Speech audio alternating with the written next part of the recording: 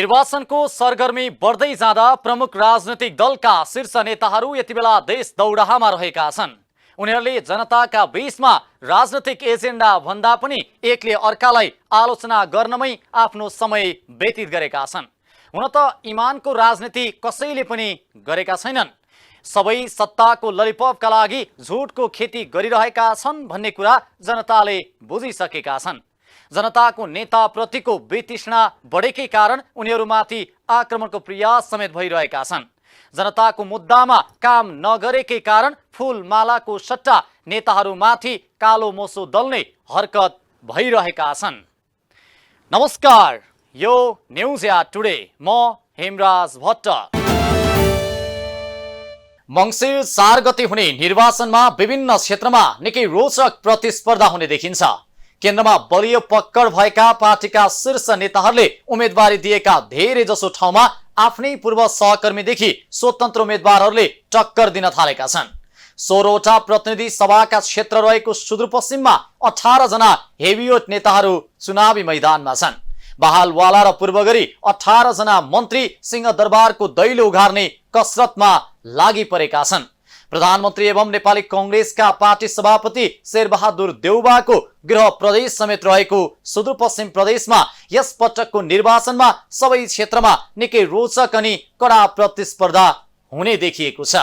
सुदूरपश्चिम प्रदेशका 9 जिल्लामा प्रतिनिधि सभाका लागि 16वटा क्षेत्र छन् अनि ती 16वटा निर्वाचन क्षेत्रमा 18 हेभीवेट चुनावी मैदानमा छन्। अर्थात् बहालवाला र पूर्व गरी 18 जना मन्त्री सिंहदरबारको दैलो उघार्ने कसरतमा छन्। त्यसरी कसरत गरिरहेका मध्ये 4 जनाको भने अहिले नै हार निश्चित भइसकेको छ। ती 4 जनाले भने अर्को प्रयास गर्नुपर्ने हुन्छ। दार्चुलाका दिलेन्द्र बडु, गणेश ठगुन्ना, कैलाली 4 का लेखराज भट्ट र वीरबहादुर बलायर, अछाम 1 का शेरबहादुर कुँवर र झपट बोहरा र कञ्चनपुर 1 का बिना मगर र तारालामा मध्येका 4 जनाका लागि सिंहदरबारको दैलो खुल्न अर्को 5 वर्ष कुर्नुपर्ने हुन्छ। त्यसरी चुनावी मैदानमा उत्रिनेहरूमा भने संघ र प्रदेश दुवैतिरका मन्त्रीहरू पर्दछन् र अर्को चाहिँ सुदूरपश्चिमका 9वटी जिल्लामा बहालवाला र पूर्व मन्त्रीहरू चुनावी मैदानमा देखिएका हुन्। हुन त सुदूरपश्चिममा मन्त्री मात्रै होइन, प्रधानमन्त्री समेत चुनावी प्रतिस्पर्धामा छन्। शेरबहादुर देउबाका लागि डडेलधुरा असुरक्षित क्षेत्र होइन, तर नियतिले उनलाई आफ्नै पूर्व स्वकीय सचिवसँग चुनावी प्रतिस्पर्धा गर्नुपर्ने बाध्यता आइपरेको छ। प्रधानमन्त्री शेरबहादुर देउबा 7औं पटक चुनाव लड्दैछन्। डडेलधुराबाट 2048 सालको प्रतिनिधि सभामा डेब्यू गरेर यताका 6वटै चुनावका अपराजित देउबा 7औं जितको दौडमा छन्। देउबाले 2064 को संविधान सभा चुनावमा भने डडेलधुरा र कञ्चनपुरबाट तथा दोस्रो संविधान सभाको चुनावमा डडेलधुरा र कैलालीबाट चुनाव जिते। त्यसबाहेकका चुनावहरू देउबा डडेलधुरामै केन्द्रित छन्। 2074 को चुनावमा सुदूरपश्चिम प्रदेशबाट प्रत्यक्षतर्फको चुनाव जित्ने कांग्रेसका देउबा एक्लो सांसद हुन्। यो पटक देउबा सत्ता गठबन्धनको साझा उम्मेद्वारको रूपमा डडेलधुराबाट चुनावी मैदानमा छन्। दार्चुलाबाट प्रतिनिधि सभाका लागि चुनावी मैदानमा होमिएका दिलेन्द्र प्रसाद बडु बहालवाला उद्योग, वाणिज्य तथा आपूर्ति मन्त्री हुन्। अघिल्लो पटक समानुपातिकबाट सांसद बनेका बडु यो पटक प्रत्यक्षबाट सिंहदरबार प्रवेशको खोजीमा छन्। उनले 2048 र 2056 सालमा चुनाव जितेका थिए। यो पटक बडुलाई गठबन्धनको साथ छ र उनको प्रतिस्पर्धी एमालेका गणेश ठगुन्ना हुन्। गणेश ठगुन्ना पूर्व संघीय मामिला तथा सामान्य प्रशासन मन्त्री हुन्। उनी यो चुनावमा दार्चुलाबाट एमालेबाट उम्मेद्वार छन्। 2077 मा प्रधानमन्त्री केपी ओलीले ठगुन्नालाई मन्त्री बनाएका थिए। 2070 र 2074 सालको चुनाव जितेका ठगुन्ना तेस्रो जितका लागि चुनावी मैदानमा छन्। पूर्व मन्त्री ठगुन्ना बहालवाला मन्त्री बडुसँग प्रतिस्पर्धा गर्दैछन्। एमालेका नेता कर्ण थापा चौथो पटक बाजुराबाट प्रतिनिधि सभाका उम्मेद्वार छन्। उनले 3 चुनावमा 2 हार बेहोरेका छन्। 2056 सालमा चुनावमा डेब्यू गरेका थापाले 2070 को चुनाव जितेर उनले संसदको यात्रा तय गरेका थिए। थापा 2070 पछि बनेको कांग्रेस सभापति सुशील कोइराला प्रधानमन्त्री हुँदा उद्योग मन्त्री भएका थिए। पार्टी विभाजनको समयमा उनलाई गठबन्धनको चुनौती छ। बहालवाला श्रम, रोजगार तथा सामाजिक सुरक्षा मन्त्री शेरबहादुर कुँवर एकीकृत समाजवादीको तर्फबाट अछाम 1 मा चुनावी मैदानमा छन्। उनलाई चुनावमा सत्ता गठबन्धनको साथ रहेको छ। उनी गत फागुन 20 गतेसम्म राष्ट्रिय सभा सदस्य थिए, तर अहिले गैर सांसदका रूपमा मन्त्री छन्। गत वर्ष एमाले विभाजनपछि नेकपा एकीकृत समाजवादीतर्फ लागेका छन्। कुँवर 2064 सालबाट पहिलो संविधान सभा निर्वाचनमा अछाम 1बाट निर्वाचित भएका थिए। 2074 सालमा राष्ट्रिय सभा सदस्यका लागि सुदूरपश्चिम प्रदेशबाट निर्वाचित भएका थिए। डोटीबाट प्रतिनिधि सभाका लागि चुनावी मैदानमा उत्रेका प्रेम आलीले 2074 को चुनावमा वाम गठबन्धनबाट जितेका थिए। 2064 सालको पहिलो संविधान सभामा डोटी 2बाट नेकपा एमालेको तर्फबाट उम्मेद्वार बनेका आलीले चुनाव हारेका थिए। 2070 सालको दोस्रो संविधान सभामा चुनाव जितेका थिए। एमाले विभाजनपछि उनी एकीकृत समाजवादीमा लागे। ओली सरकारको पालामा वन तथा वातावरण मन्त्री बनेका आले पार्टी विभाजन भएपछि पनि देउबा नेतृत्वको सरकारमा संस्कृति, पर्यटन तथा नागरिक उड्डयन मन्त्री बने। लेखराज भट्टले नेकपा माओवादीबाट 2064 सालमा पहिलो संविधान सभाको चुनाव कैलालीबाट जितेका थिए। दोस्रो संविधान सभा चुनावमा भट्टले हारे। 2074 सालमा गठबन्धनबाट चुनाव जितेका थिए। आउँदो मङ्सिरमा हुने चुनावमा उनी एमालेको तर्फबाट कैलाली 4बाट उम्मेद्वार बनेका छन्। 3 चुनावमा माओवादीबाट उम्मेद्वार बनेका भट्ट यो चुनावमा भने एमालेबाट उम्मेद्वार बनेका छन्।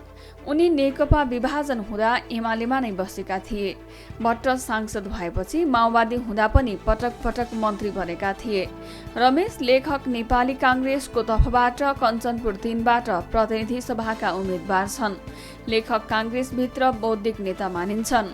उनी 2056 सालको निर्वाचनमा कञ्चनपुर क्षेत्र नम्बर 3बाट विजयी भएका थिए। दोस्रो संविधान सभा चुनावमा जितेका थिए। अघिल्लो चुनावमा गठबन्धनका दीपक प्रकाश भट्टसँग पराजित भएका थिए। उनी लोकतन्त्र पुनर्स्थापित भएपछि श्रम तथा यातायात मन्त्री भएका थिए। काङ्ग्रेस नेता वीरबहादुर बलायर कैलाली 4बाट उम्मेद्वार छन्।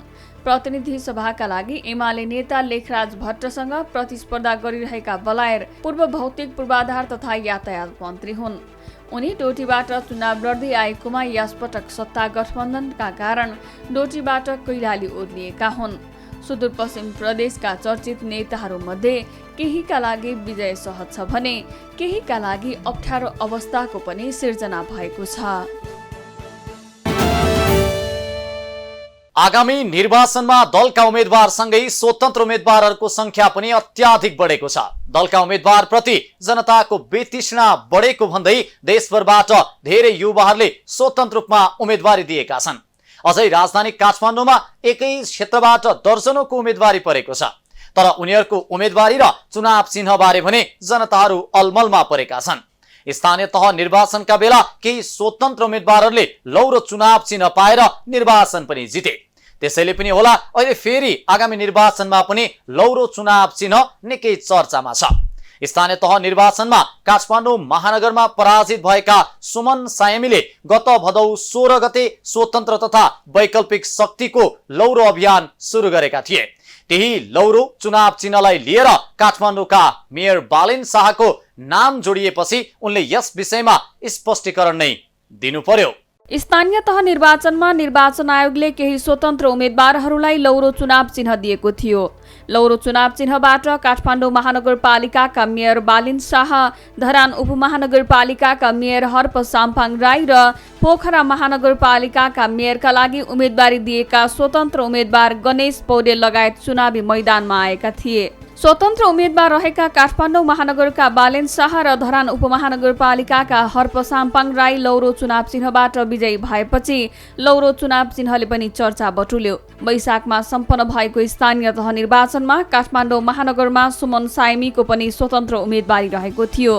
स्थानीय तह निर्वाचनमा पराजित सुमन सायमीले गत भदौ 16 गते स्वतन्त्र तथा वैकल्पिक शक्तिको लौरो अभियान सुरु गरे। आगामी निर्वाचनका लागि काठमाडौँ 8बाट प्रतिनिधि सभामा उठेका अभियान संयोजक सुमनले देशैभरबाट स्वतन्त्र उठ्न चाहनेलाई एकै ठाउँमा उभिन आग्रह गरेका थिए। यसै अभियानमा आबद्धहरूले हाम्रो नेपाली पार्टी नामक दल निर्वाचन आयोगमा दर्ता गरी लौरोलाई आधिकारिक रूपमा चुनाव चिन्ह बनाएका हुन्। हाम्रो नेपाली पार्टीका उम्मेद्वारहरूले स्वतन्त्र उम्मेद्वारको रूपमा प्रचार प्रसार गरिरहेको भन्दै निर्वाचन आयोगले गत असोज 30 गते केही उम्मेद्वारहरूलाई स्पष्टीकरण सोधेको थियो। उम्मेद्वारहरूले आफ्नो दलीय आबद्धता स्पष्ट नगरी निर्वाचनको स्वच्छता तथा निष्पक्षतालाई प्रभावित गर्ने र आम मतदातालाई भ्रमित गर्ने गरी सामाजिक सञ्जाल मार्फत प्रचार प्रसार गरेको कार्यबाट प्रचलित निर्वाचन कानुनको उल्लङ्घन भएको भन्दै आयोगले पत्राचार गरेको थियो। आयोगमा दर्ता रहेको हाम्रो नेपाली पार्टीले लौरो चुनाव चिन्ह लिएको छ, तर सो पार्टीका उम्मेद्वारहरूले लौरो चुनाव चिन्ह राखेर स्वतन्त्र उम्मेद्वारको रूपमा प्रचार गरेको पाइएकोमा आयोगले स्पष्टीकरण मागेको बताएको थियो। आयोगले पुनः सोही कार्य दोहोरिएमा निर्वाचन आचार संहिताको उल्लङ्घनमा निर्वाचन आयोग ऐन 2073 को दफा 23 को उपदफा 3 बमोजिम कारबाही गर्ने चेतावनी समेत दिएको थियो। त्यसका साथै निर्वाचन आयोगले कार्तिक 19 गते काठमाडौँ महानगरपालिकाका मेयर बालेन शाहलाई हाम्रो नेपाली पार्टीसँग आबद्धता रहे नरहेको स्पष्ट पार्नका लागि भन्दै पत्र पठाएको थियो। हाम्रो नेपाली पार्टीले सामाजिक सञ्जालमा मेयर बालेनको फोटो प्रयोग गरेका कारण स्पष्टीकरण सोधेको थियो। हाम्रो नेपाली पार्टीले बालेन शाहको तस्बिर र नाम प्रयोग गरी आफ्नो दल र उम्मेद्वारका लागि मत मागेकाले त्यो विषयमा बालेन शाहलाई सहमति छ छैन भन्दै प्रश्न गरेको थियो। लौरो चुनाव चिन्ह रहेको यो पार्टीले मेयर बालेनको सहयोग आफूहरूलाई रहेको बताउँदै जय लौरो नामक फेसबुक पेजमा बालेनका तस्बिरहरू प्रयोग गर्दै आएको थियो। आयोगको प्रश्नमा मेयर बालेन शाहले हाम्रो नेपाली पार्टीले दलगत रूपमा लौरो चुनाव चिन्ह लिएर गरिरहेको प्रचारप्रति आफ्नो कुनै सम्बन्ध नरहेको स्पष्ट पारेका थिए।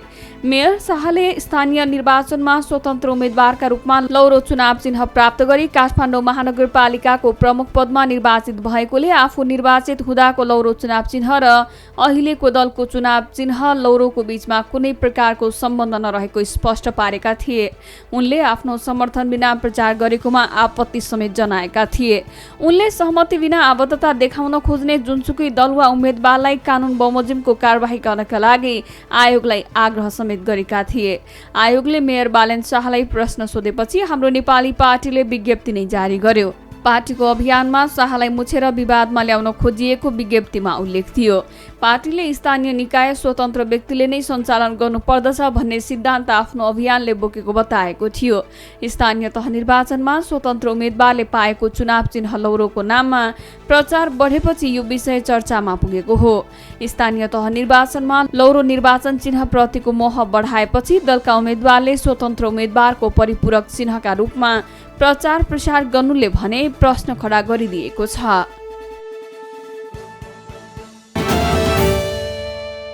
यति बेला जलवायु परिवर्तनको विषयमा विश्वभरि नै चर्चा चलिरहेको छ। नेपाललाई पनि जलवायु परिवर्तनको प्रभावले धेरै नै असर पुर्याएको देशका रूपमा चिनिने गरिन्छ। यस्तो अवस्थामा आसन्न निर्वाचनका लागि दलहरूले घोषणा पत्रमा जलवायु परिवर्तन रोकथाम तथा कस्ता एजेन्डा ल्याएका छन् भन्ने विषय आम चासोको विषय बनेको छ। 2074 सालको निर्वाचनमा दलहरूले ल्याएका घोषणा पत्रमा जलवायु शब्द खोज्दा खोज्ने मान्छे नै हराउला जस्तो अवस्था थियो। तर आसन्न निर्वाचनका लागि दलहरूले सार्वजनिक गरेको घोषणा पत्रमा जलवायुको मुद्दालाई पहिलेको तुलनामा निकै महत्त्वका साथ प्राथमिकतामा राखिएको छ। जलवायु परिवर्तनको असरबारे अहिले विश्वमा चर्चा चलिरहेको छ। नेपाललाई पनि जलवायु परिवर्तनको प्रभावले धेरै नै असर पुर्याएको देशका रूपमा चिनिने गरिन्छ। यस्तो अवस्थामा आसन्न निर्वाचनका लागि दलहरूले घोषणापत्र 2079 मा जलवायु परिवर्तन रोकथाम गर्न कस्ता एजेन्डा ल्याएका छन् भन्ने आम चासोको विषय बनेको छ। 2074 को निर्वाचनमा दलहरूले ल्याएका घोषणापत्रमा जलवायु शब्द खोज्दा खोज्ने मान्छे नै हराउला जस्तो अवस्था थियो। तर आसन्न निर्वाचनका लागि दलहरूले सार्वजनिक गरेको घोषणापत्र 2079 मा जलवायुको मुद्दालाई पहिलेको तुलनामा निकै महत्त्वका साथ प्राथमिकतामा राखिएको छ। एमाले र कांग्रेसले वातावरणसँग जोडेर भए पनि जलवायुलाई विषयवस्तुको शीर्षकमै समेटेका छन् भने केही स्पष्ट लक्ष्य पनि निर्धारण गरेका छन्। त्यस्तै माओवादीको घोषणापत्रमा जलवायु शब्द शीर्षकमा त परेको छैन, तर वातावरण संरक्षण र विपद व्यवस्थापन अन्तर्गत जलवायु परिवर्तनका काफी कुरा समेटिएका छन्। यस्तै साना दलहरूले पनि जलवायु परिवर्तनलाई कतै न कतै अटाएका छन्। विकसित देशमा भएका औद्योगिक क्रान्ति, वन विनाश, सहरीकरण, आणविक भट्टीहरूको स्थापना र सुविधाजनक जीवनशैलीका कारण अत्याधिक मात्रामा कोइला र पेट्रोलियम पदार्थको प्रयोगबाट कार्बन उत्सर्जन हुन्छ। हानिकारक हरितगृह ग्यासहरू मिथेन, नाइट्रिक अक्साइड र पानीका बाष्पहरू उत्पादन भई पृथ्वीको तापक्रम बढ्ने क्रम जारी छ। तापक्रम बढेसँगै यसबाट उत्पन्न जलवायु परिवर्तनका प्रभावबाट पर्न जाने नकारात्मक असरहरू धेरै ठाउँमा देखिन थालेका छन्। एमाले विपद जोखिम क्षेत्रहरूको पहिचान गरी नक्साङ्कन गर्नेदेखि रोकथाम योजना र विपद भइसकेपछि गरिने उद्धार र पुनर्स्थापना जस्ता अनिवार्य र नियमित कामलाई पनि घोषणापत्रमा प्राथमिकताका साथ राखेको छ। त्यसैगरी कांग्रेसले भुचेर बाढी रोक्नका लागि स्थानीय निर्माण सामग्री र प्रविधिमा जोड दिएको छ। माओवादीले पूर्व सूचना प्रणाली र विपद व्यवस्थापनमा प्राप्त स्रोत साधन र कर्मचारी परिचालनको कुरा गरेको छ। राप्रपाले पनि जलवायु परिवर्तनका लागि छुट्टै शीर्षक खडा गरेको छ। जलवायु परिवर्तनबारे बजेटको ठूलो हिस्सा स्थानीय तहमै खर्च गर्ने प्रतिबद्धता जनाएको छ। कांग्रेस र माओवादीका तुलनामा अर्को सत्ता घटक एकीकृत समाजवादी भने जलवायु परिवर्तनका मुद्दा उठाउन कमजोर देखिएको छ। त्यस्तै रवि लामिछानेको राष्ट्रिय स्वतन्त्र पार्टीले पनि जलवायु परिवर्तनको मुद्दालाई प्राथमिकताका साथ प्रस्तुत गरेको छ। अन्य पार्टीहरूले स्पष्ट रूपमा समेट्न नसकेको जलवायु परिवर्तनबाट नेपालले अन्तर्राष्ट्रिय समुदायबाट क्षतिपूर्ति पाउनुपर्छ भन्ने मागलाई पनि राष्ट्रिय स्वतन्त्र पार्टीले स्पष्टसँग राखेको छ। उसले विपद न्यूनीकरण र व्यवस्थापनसँगै उत्थानशीलताको कुरा उठाएको छ। प्राकृतिक स्रोत साधनको उपयोग र संरक्षणसँगै हुनुपर्नेमा उसले जोड दिएको छ। जलवायु अनुकूलका लागि अन्तरपालिका समन्वयनलाई प्रोत्साहन गर्ने घोषणा छ। जलवायु परिवर्तन र जलवायु वित्तलाई कूटनीतिक मुद्दा बनाउने अनि हिमाल र पर्वतीय क्षेत्रका मुद्दालाई अन्तर्राष्ट्रियकरण गर्ने विषयमा ठूला दलहरू एकमत छन्। नेपाल जस्तो सानो र गरिब मुलुक आन्तरिक तथा बाह्य कारणबाट उत्पन्न वातावरणीय प्रदूषणले प्रभावित छ। जलवायु परिवर्तन रोक्न सकिने विषय होइन, तर यसबाट उत्पन्न हुने जोखिम न्यूनीकरण गर्ने र वहन क्षमतामा वृद्धि गरी अनुकूलित हुँदै वातावरण र जीवनलाई सहज बनाउन भने सकिन्छ। जलवायु परिवर्तनले वन डढेलो, वन तथा आवास क्षेत्रमा समेत क्षति पुर्याइरहेको हुँदा यसको रोकथाम गर्न समुदाय स्तरमा चेतना फैलाउनु अपरिहार्य देखिन्छ। जलवायु परिवर्तनका असरहरू रोकथाम गर्न दलहरूले घोषणापत्रमा ल्याएका चुनावी एजेन्डाहरू कार्यान्वयन गर्न आवश्यक देखिन्छ। छिमेकी राष्ट्र भारत र चीनले तीव्र गतिमा औद्योगिक क्षेत्रको विकास गर्दैछन्। उनीहरूले जलवायु परिवर्तनको समस्यालाई पनि आत्मसात गर्दै अगाडि बढिरहेका छन्। तर नेपालमा भने जलवायु परिवर्तनको विषयमा छलफल हुँदै आए पनि रोकथाम गर्न नीतिगत कार्यान्वयनमा भने राज्य चुकेको छ। त्यस्तै जलवायु परिवर्तनको विषयमा घोषणापत्रमा दलहरूले सकारात्मक प्रतिबद्धता जनाए पनि कार्यान्वयनको पाटो भने फितलो छ र जलवायु परिवर्तनको समस्या भने विकराल छ। हरेक वर्ष सयौंको ज्यान जान्छ, तर दलहरूका भाषा भने कागजमै सीमित छन्। आम निर्वाचनपछि कस्तो सरकार बन्ला, देशको अवस्था परिवर्तन होला वा नहोला भन्नेमा जनता चिन्तित छन्। पटक पटक नेताहरूबाट ठगिएकै कारण हुनुपर्छ, यस पटक पनि देशमा समृद्धि आउनेमा जनता आशावादी हुन सकेका छैनन्। सत्ता प्राप्तिकै लागि गठबन्धन दलहरूमा निर्वाचनपछि पदको लडाईका कारण झगडाको बीजारोपण हुने निश्चित छ। अवस्था आजलाई न्युज एट टुडे यति नै। हामी सबै बिदा चाहन्छौँ। नमस्कार।